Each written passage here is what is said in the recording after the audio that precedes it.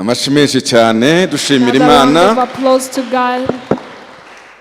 Mbwira mugenzi wawe. Tell your neighbor. Ibisigaye. The rest. Amen. Kanumve ko mwakira. Amen. Amen.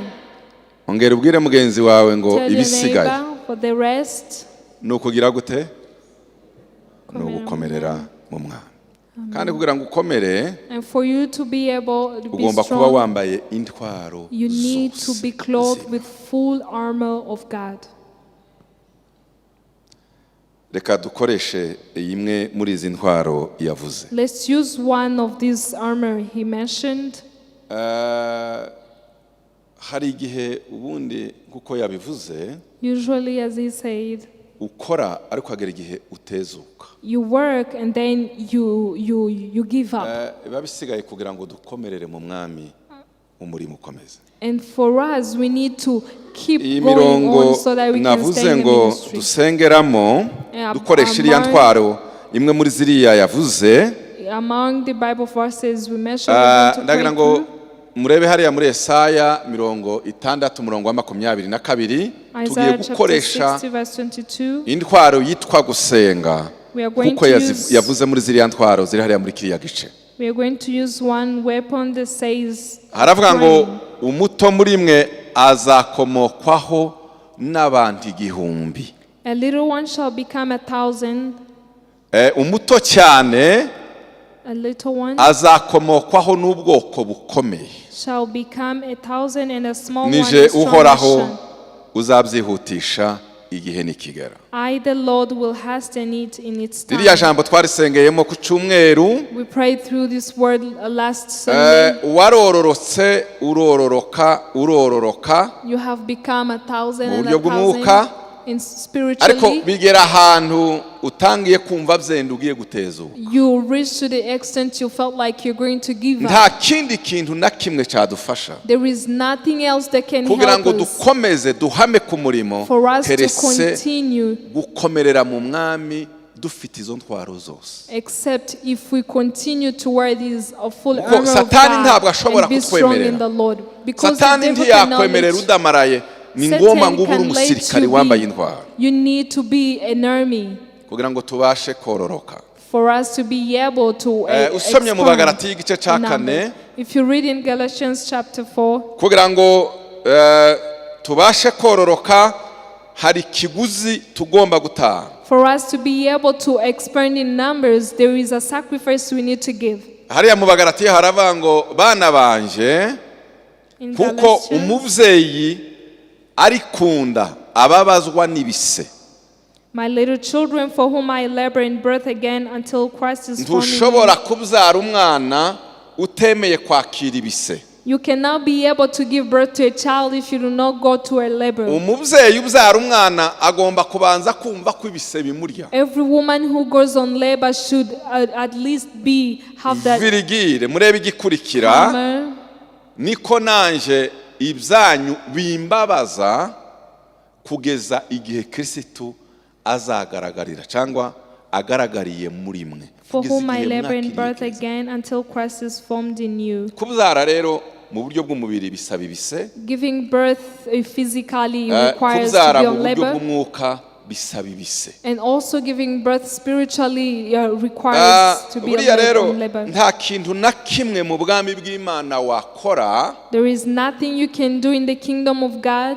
Utemeye gutanga ikiguzi bisaba. Unless you accept to give a sacrifice. Mu buryo bw'umubiri utemeye gutanga ikiguzi bisaba. You cannot give birth no mu buryo bw'umwuka niko bigenda ugomba kwemera ibise. Both spiritually and physically you need to give a sacrifice for you to give birth to someone. Icyumweru cyose dushoje cyari cyumweru cyo gukangurira itorero ryose kugira ngo ribashe kuzara. The previous week was an evangelist week to awaken people to preach the gospel.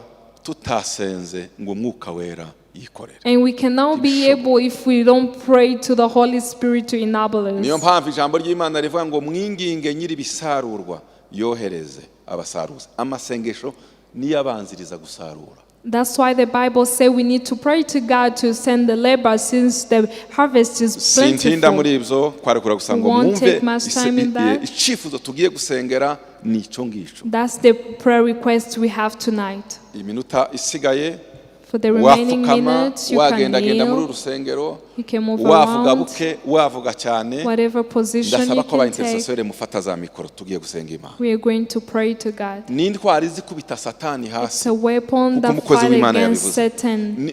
Ni indwara izirema ibishya It's a bikongera bikagaragara. weapon that creates new Ni things. indwara izikubita ubwoba hasi It's a tukambara weapon that fight ubutwari. against fear and we Amasengesho ni ikintu become. gikomeye.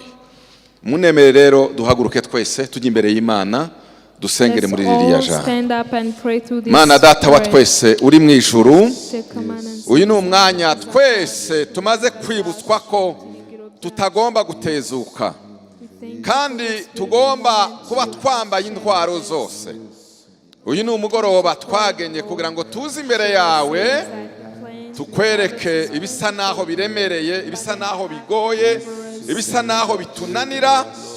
Oh, haleluya. Uyu mugoroba twaje Mana, twaje kwinginga, twaje itorero ryose, itorero ryose twaje imbere yawe Nyagasani. Isi maze kononekara, isi yuzuye abantu barimo barimbuka, isi yuzuye abantu b'impumyi bakeneye guhumuka. Oh, haleluya. Uyu mwanya twaje nk'itorero, uyu mwanya twaje nk'ubwoko bwawe, uyu mwanya twaje nk'abinginzi kugira ngo tukwereke ingabo zawe kugira ngo zitabasha gutezuka. Hari abashaka gutezuka, hari abatezutse, hari abamaze kunanirwa, hari abasubiye inyuma. Ola bashakaya. Uyu mwanya twaje, uyu mwanya twaje, uyu mwanya twaje. Uri Imana izikora ibikomeye, uri Imana izikora ikomeye, uri Imana izishindura ibintu ibyari bisa naho binaniranye ukabishobora. Ayarabashekeya, hawayarabasheya. Uriya baba Mwami Yesu, haleluya, haleluya. Wa munsi warabashije ubwira Yesaya, uramubaza ngo Yesaya we, ninde watugendera? Ninde? Arabashekeya. Yesaya arakubwira, Yesaya arasubiza, araba ngo njyewe mfite iminwa yanduye kandi ntuye mu bwoko bwanduye. Arabashekeya. Marayika arururuka azana ikarakuye ku rugarama arikoza ku minwa ye. Ayarabasheke, ayarabashakaya, ayayayaya. Yesaya aravuga ngo ni hano mwami ntuma, ni hano mwami naje, ni hano mwami ntuma. Baba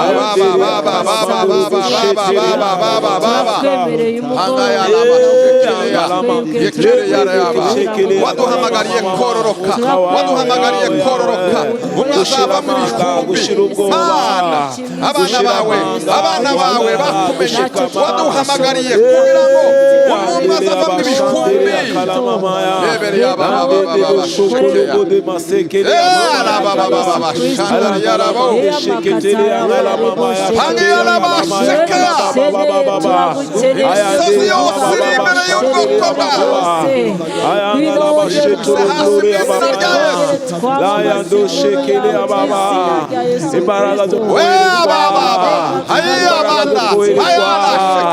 imbaraga zo koherezwa,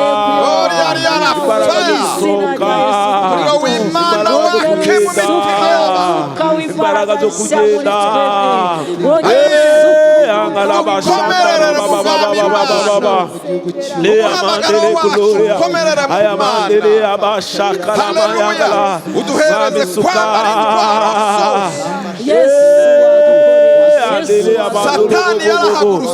Satani yarahagurutse, arimo arwanya ingabo z'Imana ngo zirakororoka.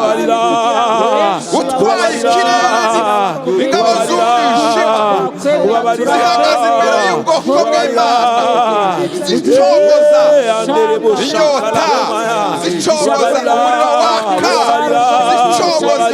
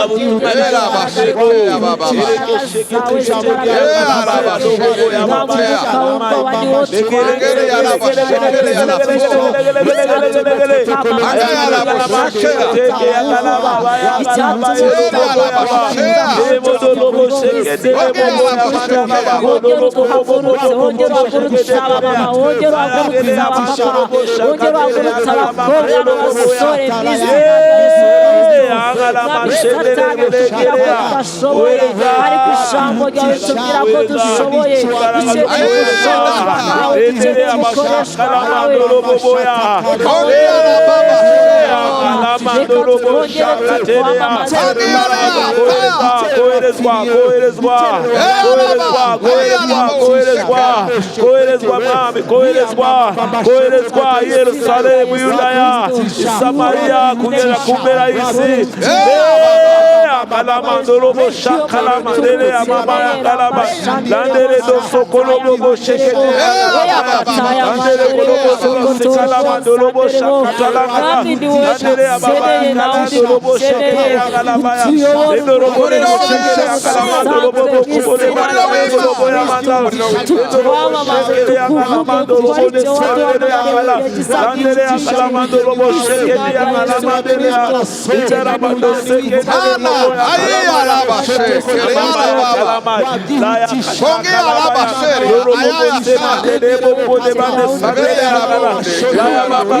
shekete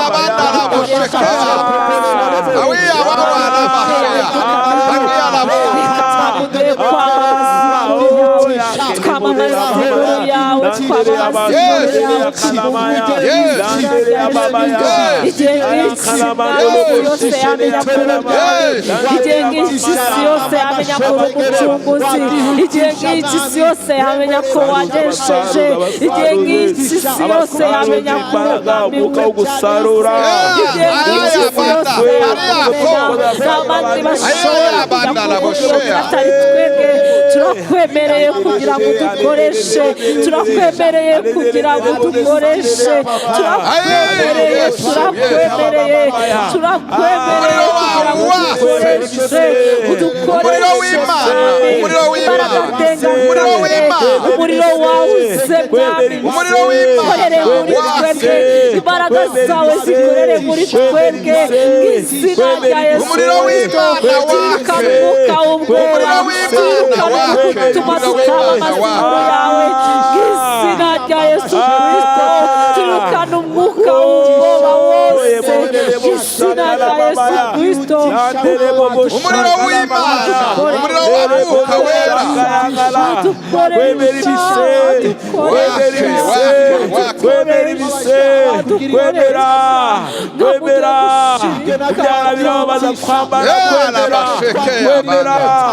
kwemera sacrifice, kwemera ikiguzi, emamanda rabashaya ngala ayangalama, kwemera ikiguzi, kwemera ikiguzi, kwemera ikiguzi, kwemera ikiguzi, kwemera kwemera ikiguzi, kwemera ikiguzi, yamadere bosoko toro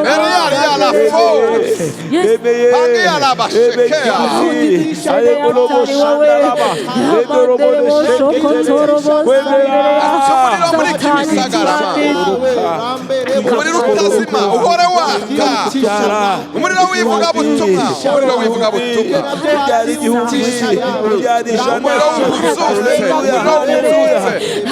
umuriro w'ubuzutse, wake wake wake, imbaraga zo guhamya, imbaraga zo guhamya, imbaraga zo guhamya, wake mu bamama, wake mu bahungu n'abakobwa, lande boshakala, rero bodeshaka roboya, imbaraga zo guhamya, izina ryawe, nyiri umurimo wowe, kawera w'Imana, dukire imbaraga zituruka kuri wowe, nyiri umurimo ni wowe, nyiri umurimo ni wowe, aya magodoro boboya, ukaugoba, ukaugoba, ukaugoba, ukaugoba, ukaugoba, ukagutinya, izina rikomeye, aya mandara bashakala boboya, eya babaya,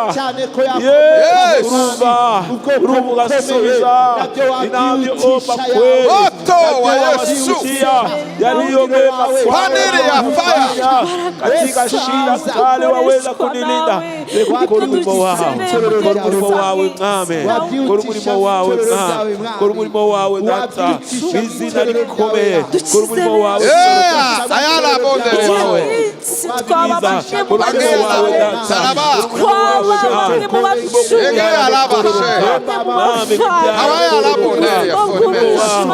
ukorere muri twe mwami, usohoreze mu bawe, usohoreze mu bawe mwami, kazi ya Bwana, kazi ya Bwana, koresha abakobwa b'itorero, koresha abakobwa b'itorero, koresha umusore wese w'itorero,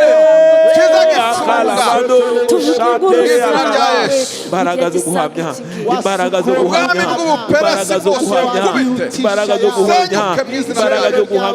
imbaraga zo guhamya, imbaraga zo guhamya, imbaraga zo guhamya, imbaraga zo guhamya, imbaraga zo guhamya, imbaraga zo guhamya, imbaraga zo guhamya, imbaraga zo guhamya, imbaraga zo guhamya, imbaraga zo guhamya, imbaraga zo guhamya, imbaraga zo guhamya, imbaraga zo guhamya, imbaraga zo guhamya, ushiramanga, imbaraga zo guhamya, aya bashakala bayo,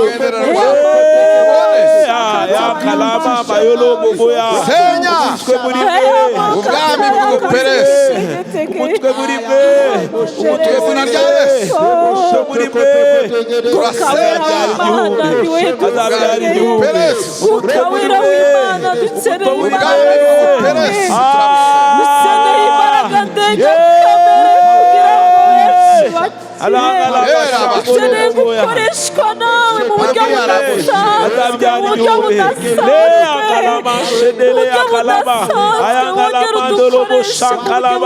budasanzwe, wongera udukoresha, turasenya imbaraga zose z'ubwo, turukana umwuka w'ubwoba, izina rya Yesu Kristo, wongera udukoresha, imbaraga zitubwira ko tudashoboye turazanze, imbaraga zitubwira ko nta jambo dufite turazanze, imbaraga zose z'umwanzi turazanze, izina rya Yesu, izina rya Yesu, dukeneye imbaraga zawe, dukeneye gukoreshwa nawe, dukeneye kuyoborwa nawe mu gihe gisa nk'iki gihe.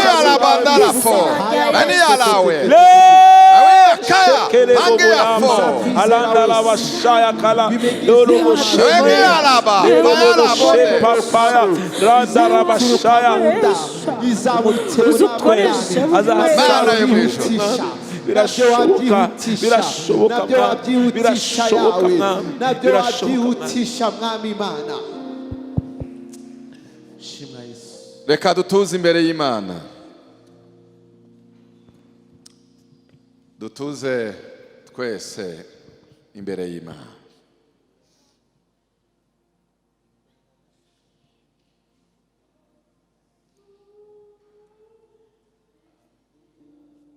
Mbere yuko dusoza, ndagira ngo dusenge twese.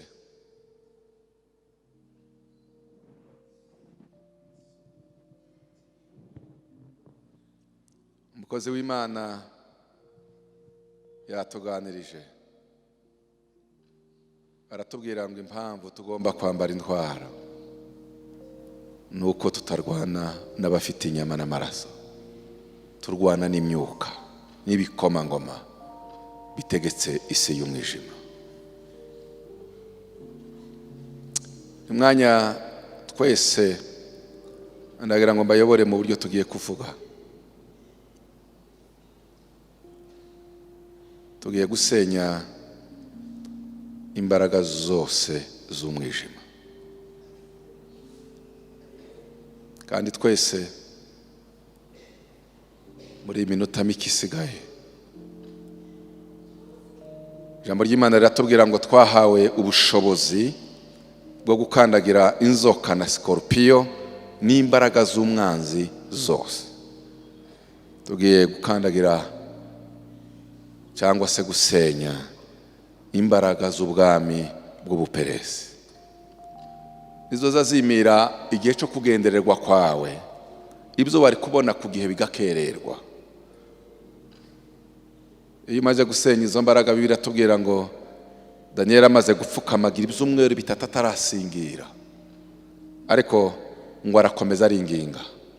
Imana yohereza marayika Gabriel, yari yimiriwe ariko yohereza Mikayeli kubita imbaraga z'ubuperesi, ibisubizo biramanuka. Wagira imyaka n'imyaka utegereje amasezerano, utegereje ibyo Imana yakuvuzeho, ariko ubwami bw'ubuperesi bukimira. Tugiye gukuraho ibyo bikuta, tugiye gukuraho izo mbaraga zose mu izina rya Yesu. Munemerere twese turatura iryo jambo, zaba ari imbaraga ushobora kubona zikuriho, ziri ku itorero, ziri ku gihugu, izo mbaraga zose tugiye kuzisenya mu izina rya Yesu. Mana data wa twese uri mu ijuru, uyu mwanya duhagaze mu bushobozi waduhaye, turasenya imbaraga zose z'ubuperesi, imbaraga zose zikiye ikirere cy'umwana w'Imana uriha, haba ku buzima bwe, haba mu muryango wiwe, haba mu itorero, haba ku gihugu.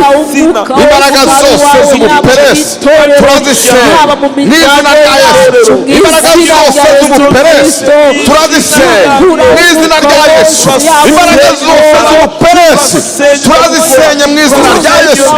Waduhaye ubushobozi, waduhaye imbaraga, waduhaye otorite yo gusenya imbaraga zose zose zashaka kwishyira hejuru, imbaraga zose zashaka kwizamura, zisenyuke turazisenya ku buzima bwa buri wese, turazisenya ku muryango wa buri wese, turazisenya ku itorero, turazisenya ku gihugu.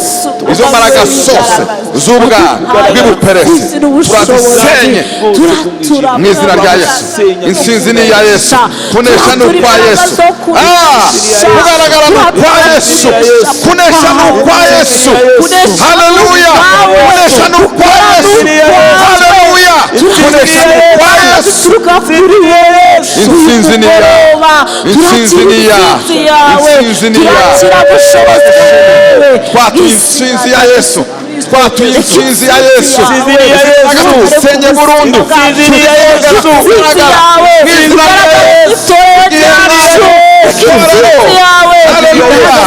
Haleluya!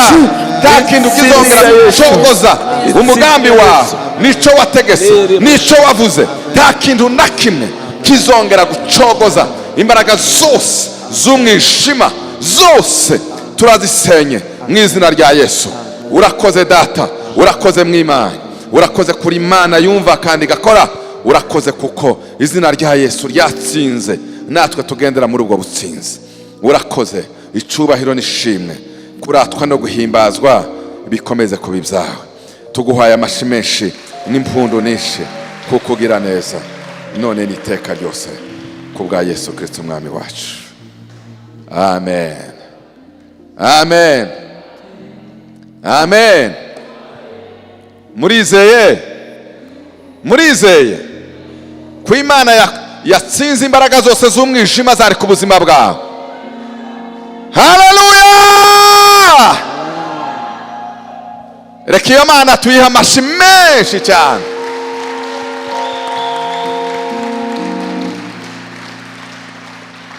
Bwana asifiwe. Bwana asifiwe. Ndagira ngo nongere mbibutse, uyu munsi kuwa kabiri uzuza wumva ko wambaye intwaro zose zo gukubita hasi imbaraga. Always come on Tuesday when you're ready, you are well clothed with the armor of God to come and break all the chains. Uyu ni umunsi w'igicaniro, cyo gutuma This is a usanga day of an altar. abenshi batinya amasengesho That's why cyangwa many se people batarasobanukirwa izo mbaraga, fear batinya cyane, ugasanga Many people are afraid of it. uyu ni wo munsi igicaniro iyo gihari nico kiza kigena n'ibindi byose dukeneye. Whenever we have an altar, we have Intsinzi all yose the iva mu answer. kwambara That's why the imbaraga victory cyangwa se intwaro zose z'Imana. comes from clothing yourself with the armor of God. Amen. Muvuge ngo amen. Amen. Imana yo mu ijuru ibatsindira imbaraga zose zari zibatsikamiye. May God from heaven conquer all the powers that were against. Imana yo mu ijuru yeyura imbaraga zose zari zitsikamiye umugambi w'Imana ku buzima bwawe, umuryango wawe n'itorero. May God remove all powers that were against all the will of God upon your life. Amen. Amen. Amen. Twatanga haleluya insinzi. Amen. Twayitanga. Amen. Reka tubaze twongera Imana amashi menshi cyane tuyishimira ko ari Imana y'igitangaza.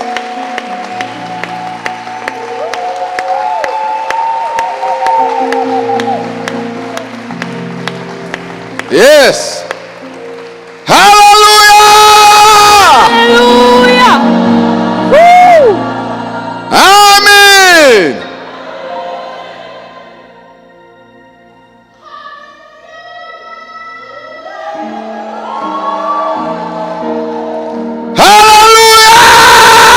Hallelujah. Amen. Amen. Ekiyo Mana yacu tuyiha amashi menshi cyane tuyishimire ko ari Imana y'igitangaza.